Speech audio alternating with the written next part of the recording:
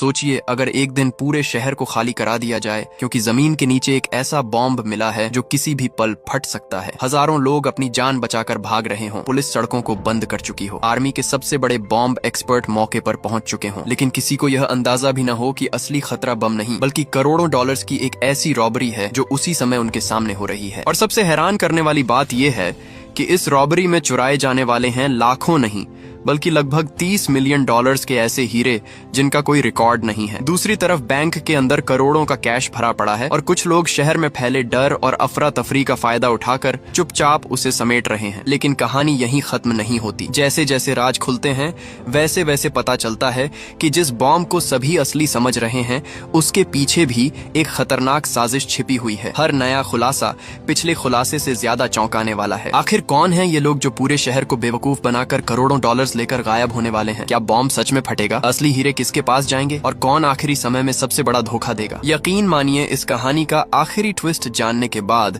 आप कुछ सेकंड तक स्क्रीन से नजर नहीं हटा पाएंगे। कहानी की शुरुआत में कुछ मजदूर एक कंस्ट्रक्शन साइट पर खुदाई का काम कर रहे होते हैं। तभी अचानक उनकी मशीन जमीन के नीचे दबे हुए एक बहुत बड़े बॉम्ब से टकरा जाती है। ये देखकर सभी लोग घबरा जाते हैं। सबसे डराने वाली बात ये थी कि ये बम किसी भी समय फट सकता था और उसके धमाके से आसपास का पूरा इलाका तबाह हो सकता था।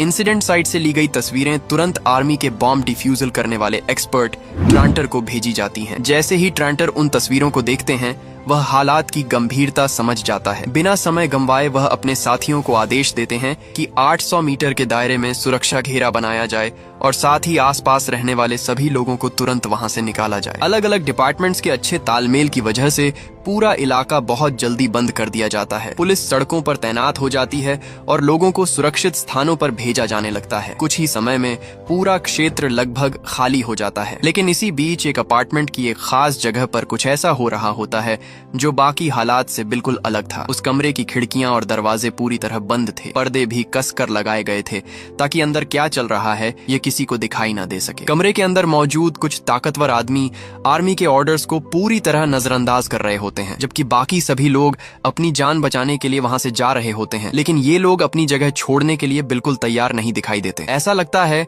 जैसे उन्हें बाहर मौजूद खतरे की कोई परवाह ही नहीं है। उनका यह अजीब व्यवहार पास में रहने वाले रहीम का ध्यान खींच लेता है। उसे यह सब काफी सस्पिशियस लगता है। हालांकि उस समय उसके पास ज्यादा सोचने का समय नहीं होता क्योंकि उसके लिए सबसे जरूरी काम अपने परिवार को सुरक्षित जगह पहुंचाना था। इसलिए रहीम जल्दी से अपने परिवार को लेकर वहां से निकल जाता है। कुछ समय बाद ट्रेंटर अपनी टीम के साथ तेजी से इंसिडेंट साइट पर पहुंचते हैं। वहां पहुंचकर वह कंस्ट्रक्शन वर्क के इंचार्ज से मिलते हैं और पूरी स्थिति के बारे में जानकारी लेते हैं। जब ट्रेंटर को जरूरी जानकारी मिल जाती है तो वह तुरंत बॉम्ब को डिफ्यूज करने का प्लान बनाने लगते हैं। जांच के दौरान उन्हें पता चलता है कि यह बॉम्ब आकार में उसी बम जैसा है जिसे 2 साल पहले एक्सेटर में डिस्ट्रॉय किया गया था। सभी लोग मिलकर सबसे सुरक्षित उपाय पर चर्चा कर रहे होते हैं। तभी इमरजेंसी प्लानिंग डिपार्टमेंट का एक ऑफिसर दौड़ता हुआ वहां पहुंचता है। वह सबको याद दिलाता है कि कंस्ट्रक्शन साइट के ठीक नीचे 400 किलोवोल्ट की मेन बिजली लाइन गुजर रही है। इसका मतलब यह था कि बॉम्ब को डिफ्यूज करने से पहले पूरे इलाके की बिजली बंद करनी पड़ेगी। अगर किसी कारण से धमाका हुआ और बिजली की लाइनें नष्ट हो गईं, तो उसके बाद कई दूसरी दुर्घटनाएं भी हो सकती थीं, जिनसे भारी नुकसान होने के चांस थे। इसके बाद रोबोट ऑपरेटर सावधानी से बॉम्ब डीएक्टिवेटेड करने वाले रोबोट को आगे बढ़ाता है। कैमरे से आने वाली तस्वीरों को देखकर ट्रांटर नोटिस करते हैं कि बॉम्ब का मेन हिस्सा जमीन के काफी अंदर दबा हुआ है। इसके अलावा उसके आसपास का पूरा एरिया गंदे पानी से भरा हुआ था। स्थिति को देखते हुए ट्रांटर समझ जाते हैं कि बॉम्ब तक सुरक्षित तरीके से पहुंचने से पहले सारा जमा हुआ पानी निकालना जरूरी है। इसलिए उनके आदेश पर सैनिक बहुत सावधानी से एक सक्शन पाइप उस पानी में नीचे उतारते हैं ताकि वहां जमा पानी को बाहर निकाला जा सके। पानी निकालने का काम पूरा होने के बाद बॉम्ब को डिफ्यूज करने का काम शुरू हो जाता है। इसी समय पूरे इलाके की बिजली भी बंद कर दी जाती है। आसपास की सभी सड़कें खाली करा दी जाती हैं और हर चौराहे पर पुलिस तैनात कर दी जाती है ताकि कोई भी व्यक्ति या वाहन रिस्ट्रिक्टेड एरिया में एंटर ना कर सके। लेकिन दूसरी तरफ वही 4 आदमी जिनका व्यवहार पहले से ही सस्पिशियस था अब अपने प्लान पर काम शुरू कर देते हैं। वे सभी सुरक्षा वाले कपड़े पहनते हैं और तेजी से अपार्टमेंट की बेसमेंट की तरफ उतर जाते हैं। वहाँ उन्होंने पहले से ही अपने काम के लिए जरूरी सभी इक्विपमेंट छिपा कर रखे हुए थे। इस बेसमेंट की एक दीवार के ठीक दूसरी तरफ बैंक का वॉल्ट मौजूद था। अब उनकी असली योजना साफ हो चुकी थी। वे बॉम्ब की वजह से बने इस हंगामे का फायदा उठाकर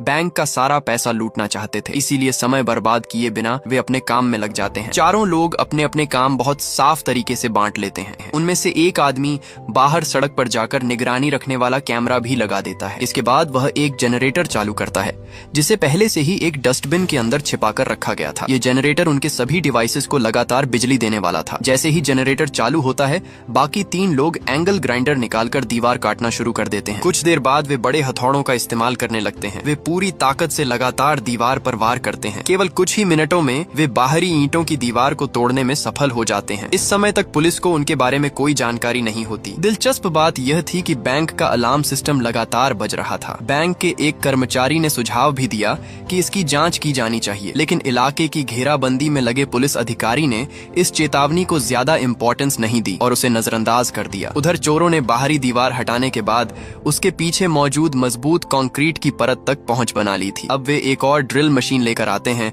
ताकि अगले फेज का काम शुरू किया जा सके, लेकिन यह काम बहुत पेशेंस मांगने वाला था। ड्रिलिंग के दौरान काफी तेज आवाज निकलती थी और यही आवाज उन्हें पुलिस के सामने बेनकाब कर सकती थी। इसलिए गैंग का एक सदस्य कोरालिस बाहर निगरानी के लिए तैनात किया जाता है। उसका काम था पुलिस की हर हरकत पर नजर रखना। जैसे ही कोई पुलिस की गाड़ी वहां से गुजरती दिखाई देती, वह तुरंत अपने साथियों को मशीन बंद करने का संकेत देता। इसी दौरान कंस्ट्रक्शन साइट पर भी काम आगे बढ़ चुका था। सारा गंदा पानी निकाल दिया गया था और ट्रांटर अपने साथियों के साथ स्पेशल इक्विपमेंट लेकर दोबारा बॉम्ब के पास पहुंचते हैं। वह सावधानी से मिट्टी हटाते हैं और तभी उन्हें बम के ऊपर लगा एक प्रेशर डेटोनेटर दिखाई देता है। ट्रांटर बहुत ध्यान से उसकी जांच करते हैं। जांच के दौरान उन्हें पता चलता है कि एक प्रेशर डेटोनेटर अभी भी सही हालत में मौजूद है और पूरी तरह खराब नहीं हुआ है। लेकिन इससे भी ज्यादा चिंता की बात कुछ और थी। जांच को आगे बढ़ाने पर ट्रांटर को पता चलता है कि बॉम्ब में केवल प्रेशर डेटोनेटर ही नहीं लगा हुआ था, उसके अंदर एक टाइमर डेटोनेटर भी छिपा हुआ था। ये खोज सभी के लिए बेहद चिंता की बात थी। स्थिति की गंभीरता समझने के लिए ट्रांटर एक स्पेशल सुनने वाले इक्विपमेंट का इस्तेमाल करते हैं। जैसे ही वह इक्विपमेंट की मदद से अंदर की आवाज सुनते हैं, उनके चेहरे का रंग उड़ जाता है। उन्हें साफ सुनाई देता है कि टाइमर अभी भी चल रहा है। इसका मतलब यह था कि बम किसी भी समय फट सकता था और किसी को यह नहीं पता था कि उसके पास कितना समय बचा है। ट्रांटर का सहायक तुरंत यह जानकारी कमांड सेंटर तक पहुंचाता है। वहां मौजूद अधिकारी भी यह खबर सुनकर हैरान रह जाते हैं। अब खतरा पहले से कहीं ज्यादा बढ़ चुका था, क्योंकि अगले 48 घंटों के अंदर किसी भी समय एक्सप्लोजन हो सकता था। मौत के इतने करीब खड़े होने के बावजूद ट्रांटर हिम्मत नहीं हारते। वह तेजी से एक मैग्नेटिक टाइमर इंटरसेप्टर निकालते हैं और उसे बम पर लगा देते हैं। इसके तुरंत बाद वह मजबूत सिक्योरिटी शील्ड के पीछे चले जाते हैं और सभी लोग सांस रोककर रिजल्ट का इंतजार करने लगते हैं। कुछ समय बाद सभी को राहत मिलती है, क्योंकि इंटरसेप्टर टेम्पोरेरी टाइमर की गिनती को रोक देता है। हालांकि खतरा पूरी तरह टला नहीं था, ये केवल थोड़े समय की राहत थी, जबकि असली समस्या अब भी उनके सामने मौजूद थी। स्थिति का एनालिसिस करने के बाद ट्रांटर बताते हैं कि सबसे सुरक्षित तरीका यह होगा कि पहले बम के आसपास एक मजबूत एक्सप्लोजन प्रूफ दीवार बनाई जाए और उसके बाद कंट्रोल्ड एक्सप्लोजन किया जाए। लेकिन पूरी प्रक्रिया में कम से कम 5 घंटे लगने वाले थे। दूसरी तरफ बैंक तक पहुंचने की कोशिश कर रहे चोर भी लगातार आगे बढ़ रहे थे। वे कंक्रीट की परत को सक्सेसफुली पार कर चुके थे और अब अंतिम स्टील की परत को काटने के लिए वेल्डिंग मशीन का इस्तेमाल कर रहे थे। दोनों तरफ के लोग समय के खिलाफ दौड़ रहे थे। एक तरफ ट्रांटर और उनकी टीम शहर को बचाने की कोशिश कर रही थी, जबकि दूसरी तरफ चोर हर मिनट का फायदा उठाकर बैंक तक पहुंचने में लगे हुए थे। दोनों जगह हर सेकंड की कीमत बहुत ज्यादा थी। इसी दौरान बॉम्ब डिफ्यूज करने वाली टीम में एक नया आया मेंबर एक अजीब बात नोटिस करता है। वह देखता है कि बॉम्ब की सरफेस पर एक हिस्सा बाकी जगहों की तुलना में बहुत ज्यादा चमकदार दिखाई दे रहा है। आसपास के पूरे हिस्से पर जंग लगी हुई थी, लेकिन वह छोटा सा हिस्सा बिल्कुल अलग नजर आ रहा था। उसे देखकर ऐसा नहीं लगता था कि यह बम काफी समय से जमीन के नीचे दबा हुआ है, इसलिए वह अपनी यह बात ट्रांटर को बताता है। लेकिन ट्रांटर को लगता है कि कंस्ट्रक्शन वर्क के दौरान किसी मशीन ने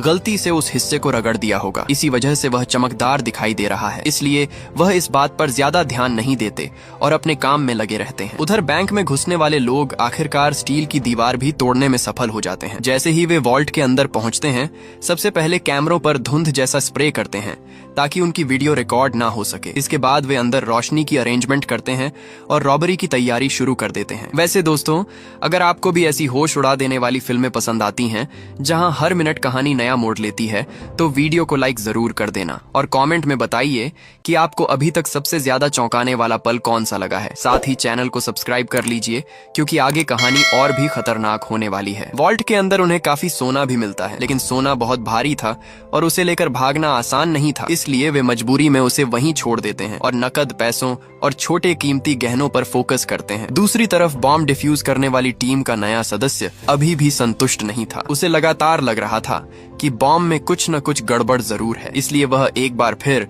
ट्रांटर को बुलाकर उस चमकदार हिस्से को ध्यान से देखने के लिए कहता है। लेकिन जैसे ही दोनों दोबारा बम की जांच करने लगते हैं, तभी एक चौंकाने वाली घटना होती है। जो टाइमर पहले रुक चुका था वह अचानक फिर से चलना शुरू हो जाता है। यह देखकर वहां मौजूद सभी लोगों के चेहरे पर चिंता साफ दिखाई देने लगती है। इस नई समस्या की वजह से एक्सप्लोजन प्रूफ दीवार बनाने का काम बीच में ही रोकना पड़ जाता है। अब उनके पास समय बहुत कम बचा था। हालात को देखते हुए ट्रांटर एक बेहद जोखिम भरी योजना बनाने का फैसला करते हैं। उनकी योजना थी कि बम के डेटोनेटर में सावधानी से ड्रिल करके एक स्पेशल फ्लूइड्स अंदर डाला जाए। अगर यह लिक्विड सही जगह पहुंच जाता तो अंदर की मैकेनिकल सिस्टम जाम हो जाती और बम डिफ्यूज हो सकता था। अब यह उनके लिए आखिरी ऑप्शन बची थी। जैसे ही ट्रांटर और उनकी टीम इस खतरनाक प्रोसेस की तैयारी शुरू करती है, उसी समय पुलिस को भी कुछ अनयूजुअल दिखाई देता है। पूरे इलाके की बिजली पहले ही काटी जा चुकी थी और हर रास्ता बंद था। फिर भी निगरानी कर रहे ड्रोन को दो अलग अलग हीट सोर्सेज दिखाई देते हैं। पहला सोर्स तो कंस्ट्रक्शन साइट पर मौजूद बॉम्ब डिफ्यूज करने वाली टीम थी, लेकिन दूसरा सोर्स कौन था ये किसी को समझ नहीं आता। ये जानकारी मिलते ही कमांडर ग्रीनफील्ड बेचैन हो उठती हैं। उन्हें डर था कि कहीं कोई नागरिक अभी भी